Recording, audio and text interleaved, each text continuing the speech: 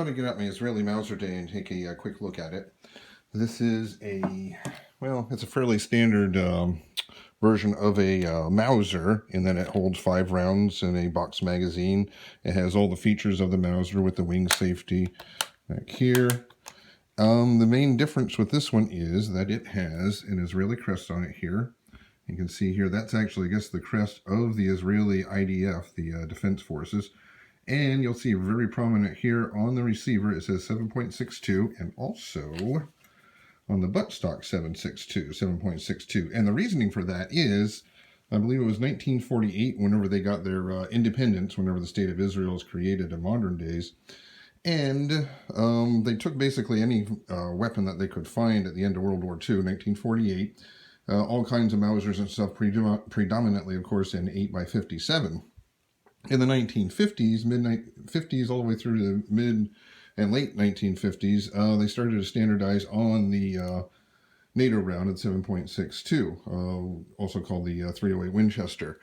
And so they ended up actually contracting with FN to build them Mausers actually in 308. And you can see there that it's the Herzl Belgium Fabrique Nationale. I'm probably butchering it here. And you can see even over here there's some Hebrew markings, and I believe that's for the, again, for the IDF. So they ended up producing these Mausers until they could actually outfit their forces predominantly with semi-automatic or, of course, the full automatic Uzis. This is, like I said before, is a standard 5-round magazine in here. I'll just put these in here, show you how that it's loaded. I'm not going to pop them in here because we're in the house right now. I'll see if I can go out to the range. But 5 rounds loads into it very easily. These are Rodway green. I also picked up some a long time ago, some Portuguese rounds that whenever I bought them, it was crazy cheap. I think it was $126 delivered for 1,000 rounds. A couple differences on here with the Fabrique Nationale Mauser is that this front band does not go all the way to the front. It has this little funky pin that goes from one side to the other. But pretty well everything else is the same. Now this one comes with a mismatched bolt on it, which is typical, just because it's been used for so long. But also with the Israelis, over the years I ended up picking up some other stuff. I'm just going to give you a quick look what you can find online. So these, well actually this was in a surplus shop. I found these helmets. I got a like, olive drab one and also a, sorry for my back, kind of a light colored one, almost a sand color. You can still see where the netting and stuff was on it. And you can also see where the band went across here in the typical Israeli fashion. They're funky looking helmets. They've got this extra chin strap on the inside, which I thought was really cool. You can see there's even Hebrew markings on there. Didn't really intend to collect Israeli stuff, but ended up getting a few things like this. You can see all kinds of dents on the top here. I'm not sure if somebody was pounding a fence post with them or what. Also picked up, this is right after 9/11, ended up picking some Israeli Idf Gas Mask, unused. Not sure if I would, bet my life on it whether or not it would work now. And another thing I picked up was an Israeli issued, and again this is actually from FN as well, Fabrique Nationale, high power, which is really cool. You know, the old, the original higher capacity 9mm, 13 rounds in there. It's really cool because it has the lanyard loop and everything is still on it.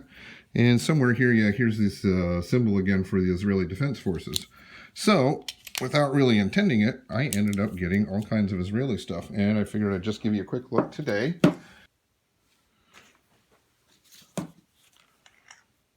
Let's also take a look at this rifle from the one end to the other. So starting all the way back here in the buttstock is the butt plate, which is very similar to the very late war German butt plate. Oh, there's your 7.62 put on there so that they wouldn't get it mixed up with any 8mm rifles. That is for actually disassembling your firing pin. You take the bolt apart and you can actually let's just do it real quick. So take your bolt apart, safety in the center, go back, all the way back. You take it like so. You push in the little button here. Go counterclockwise, and voila, your firing pin is out, so you can service that. If your firing pin is broken, you take this here, let's see if I can get this in the camera, and you put it in that little hole there. And then you push down on this, and then you can unscrew the back here and actually take and put another firing pin in it. So that is typical Mauser, but I just figured I'd take that apart real quick. That is one of the main reasons for that middle position for the safety. That and unloading the rifle without having a danger of the rifle being fired. So anyways, let's go back here to the butt again, to the buttstock. And there's your little hole. A lot of the Israeli Mausers too have a IDF symbol there. It looks like that is worn off just from years of use. It has the typical side sling slot there, like the German ones. And again, this is your typical Mauser action here. One main difference though is the 7.62 round is shorter than the 8x57. So you can see here, in the very front, there's a little block put in there so that it makes the feeding of the 7.62 rounds easier or more reliable, just because of the length of the round is shorter than the 8x57. You have your rear sight, rear tangent sight, all the way up to 2,000 meters, and you can flip it over so you can adjust it if you're in the prone position, and then put it back down again to where you want it. Typical handguard of the 98k. The band in the front's a little different. Instead of a fixed band, it has this wire band that goes, or wire sling swivel thing here, attached to a narrow band, and they have wide bands too in that. And there's your spring that only holds back that mid band, and the front band is held on by a pin that goes all the way through the stock, which is a bit different. Another difference is the front sight hood. This is an Israeli's front sight hood, and you can see here it has 2 pinholes through it. Now, if I understand it correctly, the pinhole goes to the back and you push it in through to the front. Not sure the reasoning of all of that, but this is a actual Israeli sight hood, so I got one of those to put with the rifle. So anyways, there's my Israeli 98k in 7.62, and we will see about taking it to the range, hopefully today or tomorrow. All right, thank you very much for watching, and out.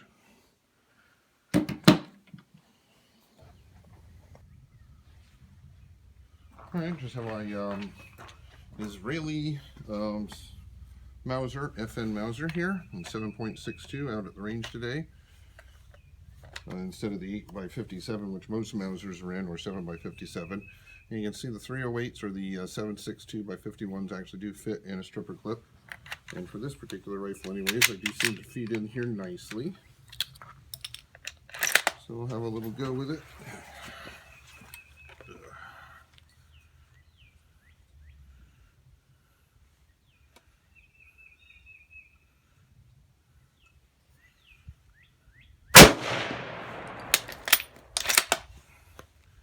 Now, whenever I shot this rifle before, it was actually one of my more accurate in the 8x57. Today I'm using Rodway Green, which is British 308 that I bought for surplus. Like I said, at home I have some Portuguese as well. Portuguese in this rifle, extremely accurate. Let's see what we got there. About 2.5 inches, not bad. Now let's run another 5 through it. Pick a different target. So I haven't had this rifle out, oh my gosh, probably out to the range probably in 10 years. Get a different target here. Oops. I was slow getting that guy back. Doesn't usually jam if you operate it.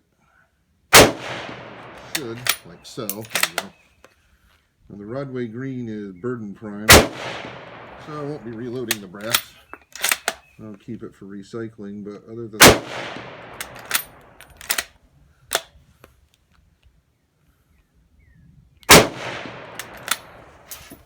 there you have it. Classic Mauser. This one just happens to be an Israeli one from the 1950s.